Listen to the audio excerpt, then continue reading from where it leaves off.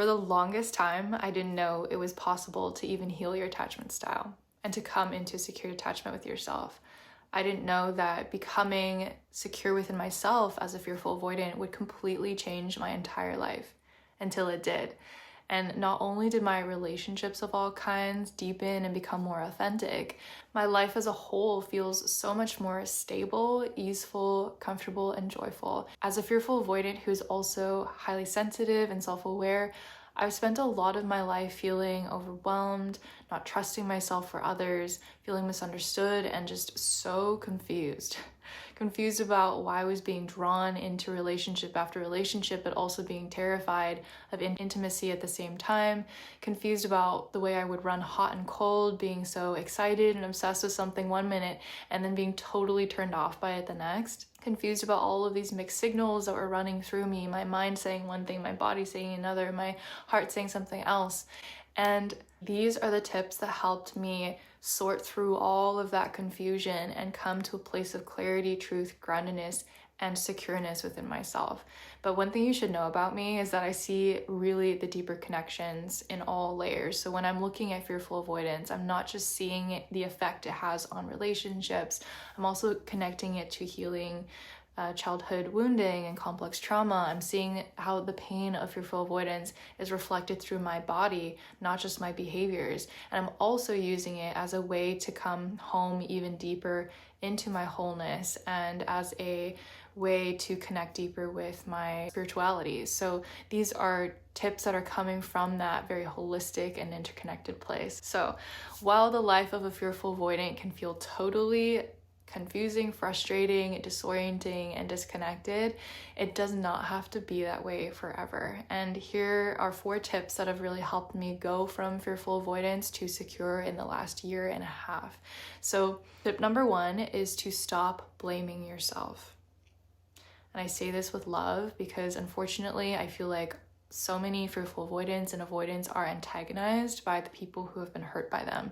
And while I get that, I just don't feel like that tone in which the content out there that's phrases like how to deal with fearful avoidance or what to do if you're in a relationship with a fearful avoidant, it doesn't help our case. You know, it really makes us to be the bad guys. It paints us in a negative light. And I just don't feel like allowing ourselves to carry that shame, that guilt, that embarrassment about being a fearful avoidant is at all helping our healing from that and our ability to come into a place where we can have healthy, fulfilling relationships, which we can and is possible for us. So I just want you to try your best to block out that noise. It's not helping and it's not your fault. We didn't choose this. This is a protective response that your nervous system deemed was most appropriate to keep you safe, to help get your needs met in the environment that you grew up in. So you had to in order to survive. And anyone else who would have been in your shoes in your unique situation growing up would have come out the same way. If they were you, they would have been a fearful avoidant too. So one of the more effective ways to stop blaming yourself is to truly understand how your fearful avoidance developed in the first place. I know this sounds obvious, but truly like spending the time to understand why you are the way you are not only helps you to feel really seen and heard on a deeper level, but to really understand that this is how anyone's nervous system would have formed in those situations. It's hard to develop self-compassion, true self-compassion, until you understand that. And self-compassion is a really key essential ingredient to forming secure attachment. If you want the more factual stuff about how fearful avoidance develops, I really love Heidi Preibe's videos. She's also a fellow fearful avoidant, which I'll link her in the description below. I'll also be referencing a few key points that she shares inside her videos, but for our purposes, we're just gonna stick to practical advice of how to actually heal and thrive in the world as a fearful avoidant. Okay, so tip number 2 would be to give yourself time to process before reacting out of your patterning. So I know that you're probably already very good at leaving situations that don't serve you. And while this can sometimes be a healthy protective response and an indication of strong boundaries, what I'm also looking out for your empowerment is that you're not reacting from your patterning, and also leaving situations that are ultimately good for you, because you still deserve to have the good things.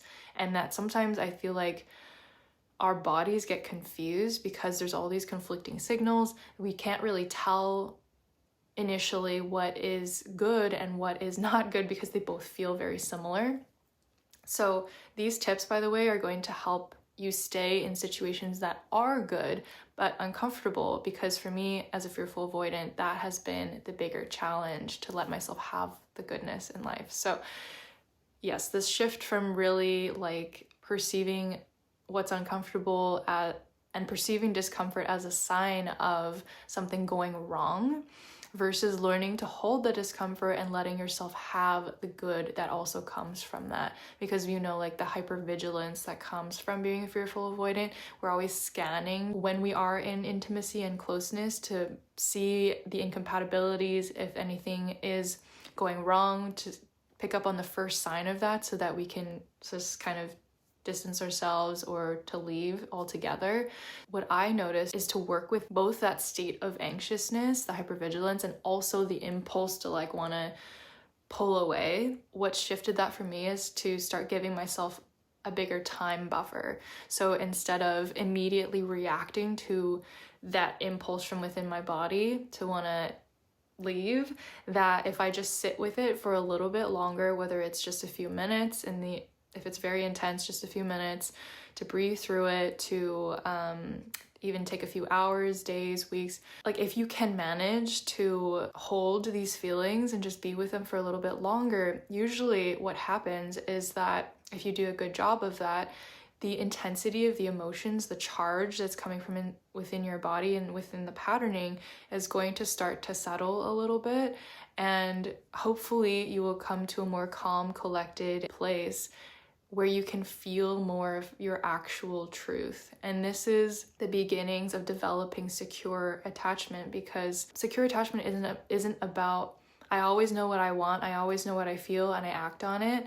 It's actually being able to be with all of the conflicting information from within yourself and being able to sit with that and hold it, acknowledge it, and then to choose consciously which of these choices is most aligned with my highest good, or which of these choices most serves me in this moment, versus purely just acting from your patterning. And I'll just say that when I was deep in my fearful avoidant patterning, I wasn't really able to do this consciously. It was a very impulsive, reactive state.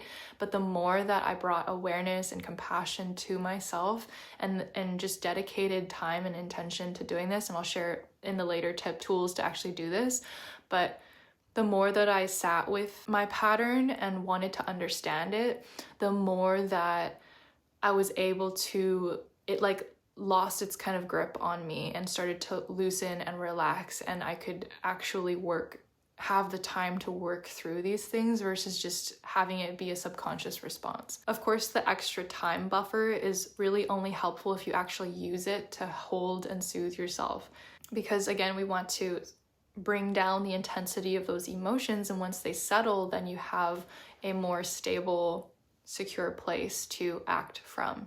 Okay, and then tip number 3 is to start asking yourself if it's worth it. One of the hardest things about being a fearful avoidant for me has been that impulse to leave, give up, or run, when actually it's not the choice that serves my highest good. So it's almost like things are too good to be true, and it's like just waiting for the shoe to drop and wanting to leave before things get, in my mind, things get bad, but what if they never did, you know? So even when I had something really good, I wasn't able to take that into my body and like let myself have it, because I was just anticipating the fallout, anticipating the conflict, anticipating things to go wrong. So this is another tip on how to stay in those good situations even when it feels uncomfortable. And when we're operating from fearful avoidant patterning, it can be really easy to discount the good that is there and only see the negative or the bad.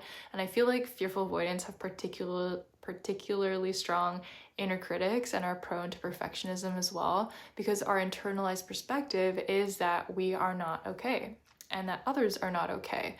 Whereas a secure person would believe that they are okay and others are also okay. And I think that this negative undertone can really make us feel like things are going wrong when they actually might not be in reality. And Heidi in her videos talks about like distorted emotion and distorted logic, where fearful avoidance can only sort of depend on one or the other at a time, but not both. And that secure people are able to balance emotion and logic to come to a decision or a choice, right? And I think that the distorted emotions and logic really plays into this tendency for the fearful avoidant to project this idea and perception that things are going wrong. And at the same time, it can also really make us devalue and detach from the good because we're not seeing it, and we forget and kind of devalue the reasons why we were drawn to it in the first place, why it matters to us. We kind of are very quick to drop that. So as an example, there was one day recently where I was particularly struggling to want to stay in a relationship, even though ultimately, big picture, I can see that it was a really good thing, that we were going through a challenging season, and that there was one day where like the peak of the discomfort and the intensity was really getting to me. And I remembered a practice that I had been doing once in a while, which was to ask myself what's going well. So not just once, but every moment that I could remember that day, I was asking myself, what is going well right now? And if you're doing this, you could also set a timer, like every hour, every couple of hours, to really consciously reflect on this question. And you can reflect on it in terms of like not only what's going well in this situation that feels like it's going wrong, but also in general, just creating a list of everything in your life that is going well, to remind yourself to really force your mind to like see also the good and not just the bad. And I remember when I did this, I think I ended up asking myself what's going well and reflecting on that about a dozen or more times that day alone. And about halfway through the day, I noticed a huge shift in my perspective. I felt so much more grounded. I felt so much more at ease. Even though nothing had actually changed about the situation, my perspective was now that, okay, this is not the end of the world. The walls are not caving in on me. I'm okay. I can be with this for right now. Yes, things are not ideal, but I can sit with this for right now. And it turns out, like retrospectively, that what actually was needed in the situation was just extra time. If I wasn't able to sort of navigate this experience in my body, the intensity, the patterning, I would have left. And it wouldn't have given us the time to actually sort through that conflict in a secure way, to actually address the things that were causing tension, because it wasn't the conflict or tension itself that was a problem. It was just that my patterning was coming up, and I wasn't fully able to just be with that and give us the time that we needed to move through the conflict into a more safer and peaceful place in the relationship. So that's just one example of when giving yourself time and asking yourself what's going well can save something that is actually good, that you don't truly want to run from, but the patterning is making it feel that way. And just to add on to this tip, I think there have been two primary tools that have helped me the most in these moments of something overall good is happening, but my body just can't seem to handle it or take it in.